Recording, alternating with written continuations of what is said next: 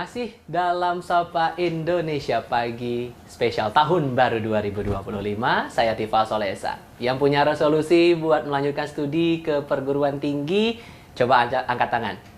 Ya nggak kelihatan juga sih sebetulnya, tapi siapapun untuk Anda yang sudah berkeinginan untuk melanjutkan studi, mungkin sudah punya harapan, resolusi tertentu, tapi kira-kira secara personal mungkin Anda sudah punya keinginan mencapai target seperti apa, cita-cita pengen gimana. Tapi untuk secara skala besar nih, nasional, di Indonesia pendidikan tinggi kita mau dibawa kemana nih di tahun baru 2025? Pada kesempatan kali ini, saya akan berbincang kepada yang punya tanggung jawab untuk bisa membenahi pendidikan tinggi kita untuk tahun-tahun ke depannya. Sudah bergabung bersama kami untuk kesempatan kali ini. Nih, saya nggak boleh salah menyebutkan nama. Wakil Menteri Pendidikan Tinggi, Sains dan Teknologi Republik Indonesia, Stella Christy. Prof. Stella, apa kabar, Bro? Baik, Terima apa kasih kabar? loh, sudah mau gabung bersama kami. Saya kabar baik, alhamdulillah, sehat selalu untuk kita. Saya harus klarifikasi bahwa kami tidak janjian buat pakai baju dengan motif dasarnya warna hitam nih. Kebetulan yang ada hari ini hitam. Tapi terima kasih sudah mau meluangkan waktu di tengah kesibukan Anda. Saya yakin di momen-momen menuju tahun baru makin sibuk untuk konsolidasi, sinergi, berkoordinasi dengan banyak pihak, terutama untuk pendidikan tinggi. Ya. Hal pertama yang mungkin saya mau ajak ngobrol dengan Prof. Stella adalah sosok Prof. Stella sendiri. Karena sampai sekarang pun sebetulnya Prof. Stella, banyak orang yang melihat Prof. Stella ini sosok yang berbeda ketimbang pejabat tinggi negara yang lain begitu. Aduh, mudah-mudahan berbeda. Gimana nih? Berbedanya harapannya semoga positif ya. Terutama sejak awal Prof. Stella dipanggil waktu itu, dipanggil Pak Prabowo untuk seleksi fit and proper test calon menteri dan wakil menteri. Sosok Prof. Stella ini jadi pandangan mata pertamanya warganet, terutama nih dengan tampilan yang Kucel. Enggak, justru tampilannya modis berbeda ketimbang pejabat-pejabat yang lain. Akhirnya muncul pertanyaan nih, Prof. Apakah sosok Prof. Stella ini punya sisi, saya harus tampil beda ketimbang yang lain? Itukah sosok Prof. Stella secara keseharian atau ya karena kebetulan aja momentumnya sekarang ini begitu? Itu kan dipanggilnya tiba-tiba sekali. Jadi nggak ada kepikiran, tapi kan dikasih tahu harus pakai baju batik coklat kan. Kebetulan karena waktu itu saya kan memang belum tinggal di sini, ya baju saya sedikit. Kebetulan memang adanya ya itu yang baju batik coklat. Ya udah, tapi memang sehari-hari ya itu kebetulan baju yang saya beli, yang saya suka, dan yang ada yang batik coklat waktu itu. Jadi ya nggak ada ya seperti biasa lah. Cuman harus memenuhi waktu itu harus pakai baju batik coklat. Tapi gitu. sisi Prof. Stella itu secara personal, saya harus beda ketimbang yang lain. Itukah sosok Prof. Stella sesungguhnya? Oh nggak ada perusahaan harus beda. Tapi kan saya memakai apa ya? Kalau hidup itu kan harus ada sesuatu yang membahagiakan. Nah, banyak yang bisa membahagiakan dari kita melihat karya-karya orang yang bagus-bagus, termasuk karya-karya baju-baju atau sepatu. Itu kan juga membawa ini kreativitas orang itu menarik dan bisa kita nikmati. Kenapa tidak? Gitu aja sih. Nggak ada harus berbeda, enggak. Tapi saya senang melihat kreativitas dan merasa beruntung begitu banyak orang punya kreativitas di dunia ini yang bisa saya nikmati, itu aja. Dan itukah yang membuat akhirnya Pak Prabowo tertarik untuk membawa Prof. Stella, karena ya Anda pribadi senang dengan hal-hal yang berbau kreativitas itu tadi, yang membuat akhirnya Pak Prabowo tertarik membawa Anda untuk membantu kabinet itu, apakah salah satunya karena itu, Prof? Kalau itu harus ditanyakan ke Pak Prabowo langsung mungkin ya. Tapi nggak ada cerita secara personal Pak Prabowo tertarik secara pribadi dengan Prof. Stella untuk bisa bergabung ke kabinet itu karena alasan apa begitu, Prof? Mungkin saya diberi kesempatan, ini kan saya diberi kesempatan oleh Bapak. Pertama-tama ini sangat bersyukur dan sangat tetap pada sampai saat ini pun sudah kita 2 bulan berapa ya, 11 hari itu begitu hampir tidak bisa dipercaya ya, seorang Pak Prabowo bisa memberi kepercayaan kepada seseorang seperti saya. Itu saya sangat mensyukuri, tidak pernah lupa setiap hari dalam pekerjaan. Saya juga tidak tahu tentu saja apa yang membuat Pak Prabowo membawa keputusan itu. Tetapi yang saya tahu satu adalah Pak Prabowo itu sangat mau mendengar. Jadi saya diberi kesempatan beberapa kali sebelum itu untuk memberikan paparan. Dan seperti yang sudah saya ceritakan sebelumnya itu saya kaget pertama kali. Biasanya kan itu kan Pak Prabowo itu sudah menjadi presiden terpilih. Iya. Dan biasanya kan kalau untuk yang orang begitu penting pasti kita paparan kalau orang ilmuwan itu ya paling 5 menit sudah gitu ya. Tapi Bapak itu sangat mau mendengarkan. Bahkan setiap kali paparan itu ke Bapak bisa sampai 1 jam, 1,5 jam. Beliau selalu banyak punya pertanyaan-pertanyaan. Jadi bahkan pada waktu itu sebelumnya saya sama sekali tidak ada kepikiran untuk masuk kabinet, tapi memang senang sekali bisa didengarkan. Senang sekali bisa memberikan masukan-masukan ilmiah, masukan-masukan tentang dari penemuan-penemuan, penelitian-penelitian. Itu luar biasa bahwa seorang pemimpin politik ya yang tidak secara langsung berkelimpungan dengan sains begitu ingin tahu, ingin mendengarkan bukti-bukti sains. Itu yang saya tahu dari Pak Prabowo. Tapi tentu saja bagaimana Pak Prabowo membuat keputusan itu terus terang saya ada namanya the science of decision making. Itu sangat kompleks, Mas. Nah, banyak latar belakangnya. Banyak latar itu, ya? belakangnya. Oke. Anda juga sempat bilang bahwa tidak terpikir bahwa akan terlibat dalam kabinet pemerintahan negara begitu. Betul. Yang membuat akhirnya Anda, oke, saya terima tawaran ini untuk bisa membantu pemerintahan. Apa turning point-nya? Titik baliknya dari mana sih itu, Prof? Terus terang saja, sungguh titik baliknya adalah Pak Prabowo langsung. Karena saya bisa melihat bahwa Pak Prabowo sangat ingin mendengarkan dan sangat ingin merealisasikan visi beliau untuk memajukan Indonesia dan terutama sekali melalui sains dan teknologi. Saya sudah sejak lama punya memang cita-cita untuk bisa sumbangsih kembali ke negara. Sebenarnya dengan cara-cara saya yang kecil, saya selalu, walaupun saya di luar cukup lama, itu tidak pernah lupa, bahkan selalu dalam cara-cara saya sendiri itu menjadi duta besar atau membawa Indonesia. Waktu saya SMA di Norwegia, saya ingat saya ada membuat yang 1 hari namanya Hari Indonesia. Saya cuma satu-satunya orang Indonesia di sekolah saya. Saya juga memberikan waktu itu Indonesia sedang termasuk di krisis ekonomi Asia Tenggara. Saya juga memberikan paparan apa itu krisis ekonomi. Lalu saya waktu di mahasiswa di Harvard juga saya bersama satu rekan saya mendirikan Indonesia Student Club. Ya isinya cuma kita berdua aja gitu. Tapi kita dapat dana, terus kita buka fair untuk buat makanan Indonesia gitu ya. Waktu saya jadi profesor di Swarthmore di Amerika Serikat, saya juga aktif di gamelan karena saya penari Bali, jadi tetap aktif di gamelan. Waktu saya profesor di Tsinghua, saya sudah lebih diberikan kesempatan jadi memberikan sebagai narasumber ke Indonesia dan juga melakukan berbagai kegiatan sains dan aktivitas untuk Indonesia. Jadi memang sudah dengan cara-cara saya yang bisa saya lakukan, saya sudah memang selalu ingin berkeinginan menyumbangkan kembali, dan begitu Pak Prabowo memberikan kesempatan yang luar biasa ini, sungguh saya merasa ini tidak akan terjadi lagi kalau tanpa ada diberikan oleh Bapak, dan saya sangat bersyukur sekali, dan saya sangat ingin bisa membantu merealisasikan visi Bapak Prabowo untuk memajukan sains dan teknologi negara kita.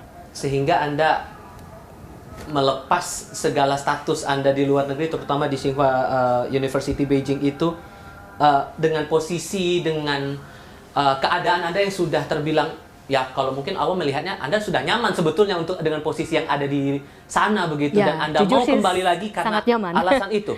Iya, jujur sih sangat nyaman di sana ya, sangat dari segala macam sisi. Tetapi memang ini adalah suatu kehormatan besar dan juga suatu kesempatan untuk memberikan sumbangsih kepada negara, dan ini suatu kesempatan yang tidak bisa didapat oleh semua orang ya. Jadi saya sangat bersyukur bisa mendapat kesempatan itu, dan mudah-mudahan saya bisa sungguh melakukan dengan yang sebaik-baiknya begitu. Ya. Untuk masalah update media sosial nih, masalah konten-konten terutama terbilang aktif karena gini, Prof. Banyak konten yang Anda unggah di sana berhubungan masalah tips-tips untuk pendidikan tinggi, terutama yang terakhir saya lihat itu masalah Anda menyampaikan gagasan Anda dalam satu seminar atau workshop waktu itu yang berhubungan dengan investasi ide, dan Anda menyampaikan perspektif Anda soal pendidikan tinggi, terutama riset dan teknologi, karena itu juga fokus Anda di kementerian ini begitu. Yeah. hal apa sesungguhnya mau Anda tekankan di media sosial Anda itu dengan konten-konten yang sudah Anda sebarkan? Semangat apa yang mau Anda sampaikan di situ? Science is cool. Oh ya, Itu. paradigmanya selama ini kebalikannya begitu? Iya, paradigma, maksudnya yang mau saya tekankan itu sains itu adalah bagian dari hidup kita. Dan sains itu sangat menarik. Dan sebenarnya kalau saya lupa, tadi ada satu yang sangat berbeda antara kehidupan saya yang dulu dan kehidupan saya yang sekarang. Apa mungkin tuh? adalah sosial media. Kalau dulu saya tidak punya sosial media pribadi. Jadi membuka sosial media itu baru setelah menjabat sebagai wakil menteri. Lebih intens justru sekarang? Jauh lebih intens sekarang. Tapi karena itu adalah saya lihat adalah bagian dari pekerjaan saya. Karena saya akan melayani publik. Kursi itu banyak sainsnya loh. Coba jelaskan gimana nih, bagian ini yang pusing saya. Nah, itu Dan kan. maksudnya gimana Kursi nih, Bang? banyak sainsnya. Coba kalau misalnya kursinya itu proporsi ini ya, proporsi tempat duduknya itu terlalu pendek, nanti nggak enak duduknya. Oke. Kakinya nggak sampai. Aha. Nah, tapi kan juga harus dihitung rata-rata tinggi badan orang Indonesia atau rata-rata ini dari sini ke lutut itu berapa? Baik. Itu harus dihitung. Itu ada penelitiannya supaya kursinya ini sungguh menjadi enak dan duduknya. Kepikiran nggak, saudara? Nah, Kepikiran nggak? mau dengan duduknya seperti gimana itu? juga itu banyak sainsnya. Nanti kalau duduknya salah nanti patah tulangnya Iya. atau tulangnya sakit. Nggak nyaman lah. Ke ortopediknya itu susah banget, itu banyak sainsnya. Banyak fisikanya di kursi, duduk dan sebagainya. Jadi segala sesuatu itu ada sains dan teknologi. Dan itu yang coba Anda tekankan dalam setiap konten di media sosial Anda? Betul, karena kita kalau kita semua bisa, karena saya ingin supaya kita semua bisa melihat bahwa sungguh sains dan teknologi itu adalah bagian dari hidup kita, dan sehingga kita pun bisa sungguh mendukung segala sesuatu yang berhubungan dengan sains dan teknologi. Responnya gimana followers Anda? Saya terima kasih sekali ya kepada publik, luar biasa. Kita jarang, mungkin kita jarang, waktu saya kecil, ini mungkin agak udah berubah sedikit ya. Tapi waktu saya kecil, saya tidak pernah kepikiran itu, ilmuwan itu apa. Tetapi saya sangat berterima kasih, ini publik sangat senang terhadap macam-macam yang sains. Nah ini sangat mendorong semangat saya bekerja, terus terang saja.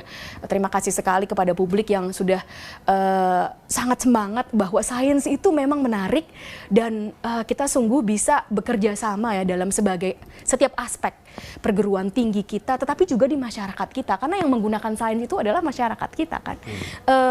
Itu segala sesuatu tentang sains itu sangat menarik dan juga sangat berguna. Anda studi lebih intens di luar negeri dan beberapa orang meragukan nih beneran Prof ini bisa atau enggak nih dengan teman-teman dikti begitu. Dan di sisi lain dengan banyak masalah juga yang dialami oleh beberapa orang, terutama di pendidikan tinggi, ya kita nggak bisa tutup mata lah ya Prof, ya masih banyak suara yang masalah UKT, uang kuliah, kemudian peran dari riset yang selama ini justru tidak banyak yang besar kontribusinya untuk berbagai hal yang berhubungan langsung dengan masyarakat secara umum. Maka di tahun 2025 nanti Prof, apa yang mau coba dikejar targetnya bahwa pendidikan tinggi, sains dan teknologi kita akan ada perubahan di tahun depan? Baik, segala sesuatu masalah yang kita lihat atau isu-isu itu pertama berhubungan. Sebelum saya ceritakan mungkin ininya, dalam 2 bulan sedikit lebih beberapa hari ini yang sudah kita teliti adalah masalah-masalah ini tuh hubungannya seperti apa. Misalnya tadi yang tentang UKT. UKT ini tentu saja ada hubungannya dengan pendanaan atau sistem perekonomian dari universitas. Satu yang kita tidak bisa pungkiri adalah universitas kita di Indonesia, baik PTS maupun PTN, itu masih banyak disokong, maksudnya perekonomian universitas itu masih banyak disokong oleh uang kuliah. Itu kadang-kadang bisa kita jadikan suatu pelajaran. Jadi kita bisa membandingkan sistem perekonomian atau sistem perputaran ekonomi suatu universitas, bagaimana universitas itu berjalan, itu bagaimana saja. Nah, banyak yang terjadi di luar negeri itu sebenarnya sistem banyak keuangannya itu bukan terutama sekali dari UKT. Nah itu kenapa bisa terjadi segitu? Ternyata ada kaitannya sangat erat dengan investasi terhadap riset dan teknologi di universitas. Nah itulah sebenarnya yang menjadi titik utama yang sangat perlu dan saya pribadi bersama dengan kawan-kawan di Kementerian Dikti Saintek itu mau lakukan. kita harus pertama salah satu yang perlu kita ketahui adalah pertumbuhan sains dan teknologi itu sangat berhubungan erat dengan pertumbuhan ekonomi suatu negara. Kalau kita lihat di dalam kurun abad terakhir, tidak ada, hampir seluruh negara maju ya, mungkin ada 1-2 perkecualian, tapi hampir selain dari itu, hampir seluruh negara maju, mereka bisa menjadi negara maju dari segi ekonomi, menjadi negara yang jauh lebih sejahtera, karena pertumbuhan sains dan teknologi. Nah, jadi ya, itu bukti nyata dari ekosistem berbagai negara. Kalau itu sudah berjalan secara general di negara-negara lain, itu pasti juga akan berhasil di negara kita. Tetapi sekarang yang dipertanyakan itu bagaimana, tadi juga sudah dikatakan riset kita masih kurang, bagaimana kita bisa mendorong riset kita. Satu yang sudah saya petakan adalah bukan karena orang-orang kita tidak mumpuni, tetapi kita masih belum punya ekosistem yang optimal untuk mendorong orang-orang kita supaya sungguh bisa menghasilkan perkembangan riset dan sains dan teknologi. Untuk bisa menghasilkan pertumbuhan sains dan teknologi yang kompetitif, riset itu harus untuk bisa menghasilkan sains dan teknologi yang sangat bagus, riset itu harus bisa dilakukan secara kompetitif. Bagaimana bisa mempunyai kompetitif, itu berarti yang melakukan riset itu banyak. Sehingga satu yang perlu kita lakukan, dan ini sangat urgensinya tinggi, adalah mengembalikan riset itu harus dilakukan di setiap universitas-universitas. Jadi riset itu harus dilakukan oleh banyak-banyak orang, banyak-banyak dosen peneliti di universitas-universitas. Ini akan mempunyai dampak langsung dan tidak langsung, jangka pendek dan jangka panjang terhadap pertumbuhan ekonomi. Realisasi itu yang kita akan tunggu bersama di tahun 2025 ini. Semoga ada hal yang dirasakan betul secara langsung oleh publik atas upaya kita membenahi pendidikan tinggi, riset dan juga teknologi kita. Prof. Stella, terima kasih banyak loh. Sama-sama. Sudah mau meluangkan waktu ngobrol bareng Kompas TV kali ini. Selamat tahun baru untuk Anda. Semoga Anda, selamat tahun baru juga, dan teman-teman kementerian ini bisa bertugas dengan lancar, aman, tanpa ada kendala berarti. Mohon doanya semoga kita bisa sungguh bertugas di tahun ini dan tahun berikutnya. Terima kasih banyak sekali lagi Prof. Dan itu tadi perbincangan saya bersama dengan Prof. Stella Christy, dan tetap bersama kami untuk informasi lainnya di Sapa Indonesia Pagi edisi spesial.